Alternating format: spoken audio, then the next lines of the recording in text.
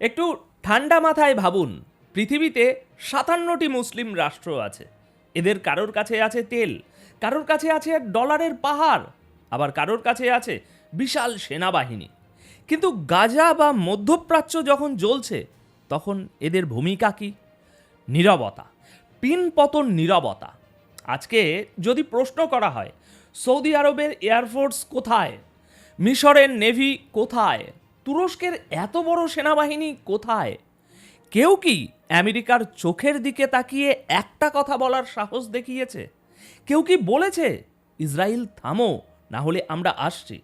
না, কেউ বলেনি। কিন্তু এই পুরো সিনারিওতে একজন পাগলা ঘোড়া আছে, সে হলো ইরান। মনে রাখবেন, যখন সবাই ভাবছে কিভাবে নিজের গদি বাঁচানো যায়, ইরান তখন বলছে আমরা লড়ব। অনেকে বলেন ইরান নাটক করছে, অনেকে বলেন ইরান শিয়া সুন্নি পলিটিক্স করছে।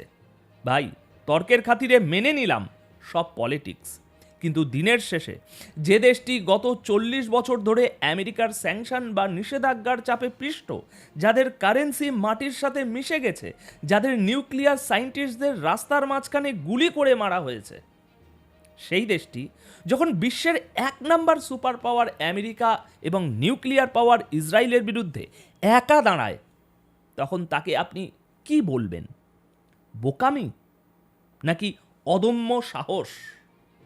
আচ্ছা, রাশিয়া কি সরাসরি আমেরিকার সাথে যুদ্ধে লড়ছে? না, প্রক্সি যুদ্ধ করছে। চীন কি আমেরিকার সাথে সরাসরি লড়ছে? না, তারা বাণিজ্য যুদ্ধ করছে। কিন্তু ইরান ইরান সরাসরি বলছে এসো, আমরা প্রস্তুত। যাদের অর্থনীতি ধ্বংস, যাদের পেটে ভাত নেই, তারা যখন $100 বিলিয়ন ডিফেন্স বাজেটের মালিক আমেরিকার সাথে লড়তে যায়, তখন বুঝতে হবে ক্ষমতার উৎস শুধু টাকা বা অস্ত্র নয়, ক্ষমতার উৎস হলো জিগড়া বা কলিজা। আর এই মুহূর্তে জিও পলিটিক্সে ইরানের মতো কলিজা আর কোনো দেশের নেই। ব্রেকিং নিউজ হলো, মধ্যপ্রাচ্যের আকাশ এখন আর কোনো যাত্রীবাহী বিমান উঠছে না আকাশে। কিন্তু কেন জানেন? গত 24 ঘন্টায় যা ঘটেছে তা কোনো সাধারণ ঘটনা নয়। এয়ার ফ্রান্স, লুথানসা, কেএলএম, ইউরোপের বাঘা বাঘা সব এয়ারলাইন্স তাদের ফ্লাইট ক্যান্সেল করেছে, বিশেষ করে রাতের ফ্লাইটগুলো। কিন্তু কেন? কাদের জন্য? কারণটা খুব সিম্পল। ইন্টেলিজেন্স রিপোর্ট বলছে ইরান এবার আর ওয়ার্নিং শট খেলবে না। এবার যা হবে তা হলো অল আউট ওয়ার বা সর্বাত্মক যুদ্ধ। ইসরায়েলের বেন গুরিয়ন বিমানবন্দর এখন মৃত্যুপুরী। পাইলটরা সেখানে নামতে চাইছেন না, ক্রু মেম্বাররা তেল আবিবের রাত কাটাতে রাজি নন। অর্থাৎ বিশ্ব বুঝে গেছে ইরানের মিসাইল লঞ্চ প্যাডে এখন কাউন্টডাউন শুরু হয়ে গেছে। আর ঠিক এই মুহূর্তেই ইসরায়েলের মাটিতে পা রেখেছেন আমেরিকার সেন্টকম চিফ। যখন কোনো দেশের সেনাপ্রধান নিজে যুদ্ধক্ষেত্রে আসেন, তখন বুঝে নেবেন আলোচনার সমস্ত সময় শেষ, এবার অ্যাকশনের সময়। লুথানসা বা এয়ার ফ্রান্সের মতো কোম্পানি, যারা 1 মিনিট ফ্লাইট বন্ধ রাখলে কোটি কোটি ডলার লস করে, তারা কেন হঠাৎ করে ইসরায়েলগামী সব ফ্লাইট বাতিল করলো, তাও আবার অনির্দিষ্টকালের জন্য? এখানেই লুকিয়ে আছে আসল খবর। এই প্যাটার্ন ব্রেকটা লক্ষ্য করুন একটু। এরা শুধু ফ্লাইট বাতিল করেনি, এরা তাদের বিমানগুলোকে মাঝ আকাশ থেকে ঘুরিয়ে দিয়েছে। কেন? কারণ 99% সম্ভাবনা হলো ইরান এবার যে হামলাটা চালাবে সেটা হবে রাতে।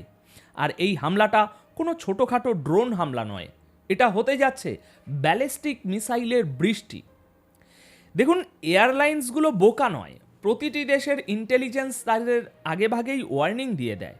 যখন কোনো রাষ্ট্র তার ফ্ল্যাগ ক্যারিয়ার বিমানকে বলে ওদিকে যেও না, তখন বুঝে নেবেন ওদিকে ওখানে খুব শীঘ্রই একটা বড় আগুন জ্বলতে শুরু করবে। মজার ব্যাপার হলো, এই ভয়ের ঢেউ শুধু তেল আবিবে সীমাবদ্ধ নেই। রিয়াদ, সৌদি আরব, দুবাই, যেগুলো কিনা ট্যুরিজম এবং ব্যবসার হাব, সেখানকার ফ্লাইটও বাতিল হতে শুরু করেছে।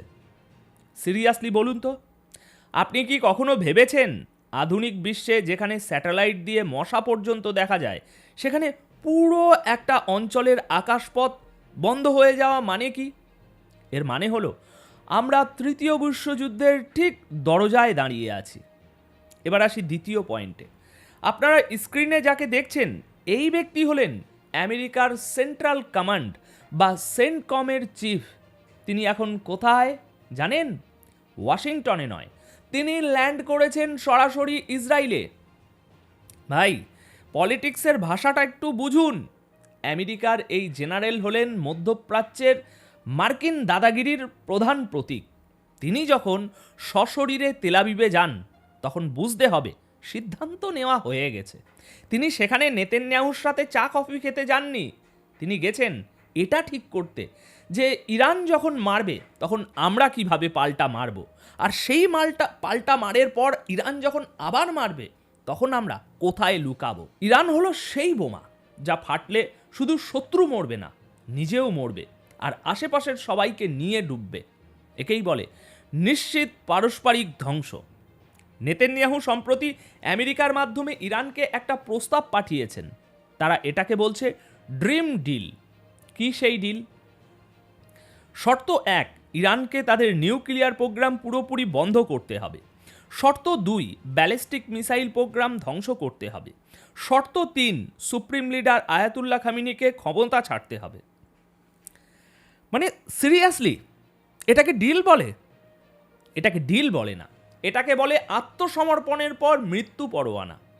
ইসরায়েল এবং আমেরিকা কি ইরানকে গাদ্দাফির লিবিয়া বা সাদ্দামের ইরাক বানাতে চায়?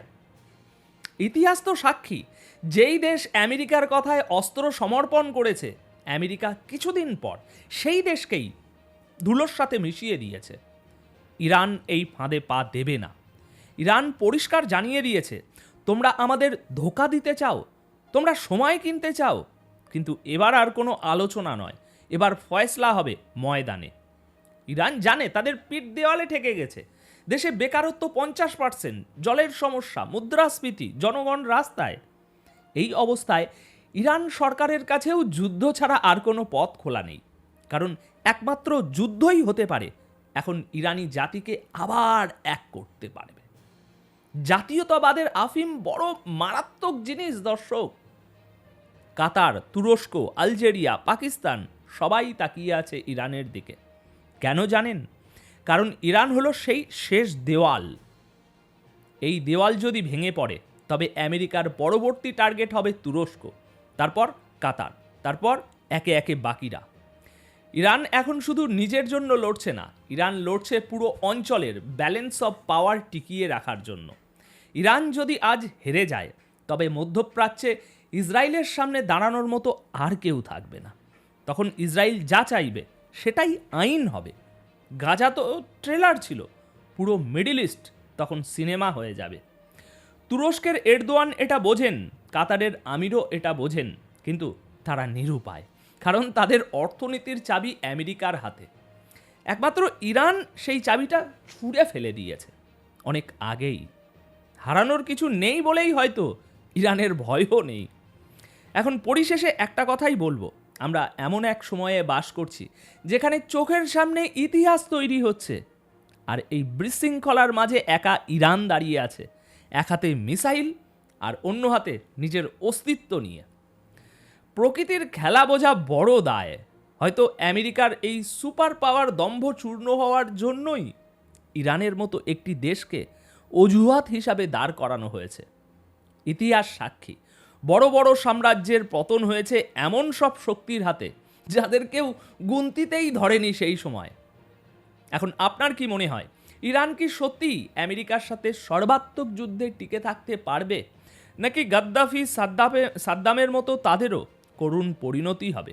আর যদি যুদ্ধ লেগেই যায় তবে তার প্রভাব আমাদের দেশে কতটা পড়বে? কমেন্ট সেকশন আপনাদের জন্য খোলা রইল, আমাকে জানান, আমি প্রতিটি কমেন্ট পড়ব। আর হ্যাঁ, এই জিওপলিটিক্যাল বিশ্লেষণ যদি আপনাদের মধ্যে সামান্যতম শিহরণ জাগিয়ে থাকে তবে ভিডিওটি লাইক দিন এবং আপনার বন্ধুদের সাথে শেয়ার করে তাদেরও সত্যটা জানার সুযোগ করে দিন। সাবস্ক্রাইব করে বেল আইকনটি চেপে দিন, কারণ পরবর্তী আপডেট এর চেয়েও ভয়ঙ্কর হতে চলেছে। ভালো থাকবেন, সুস্থ থাকবেন। ধন্যবাদ আপনাদের সকলকে।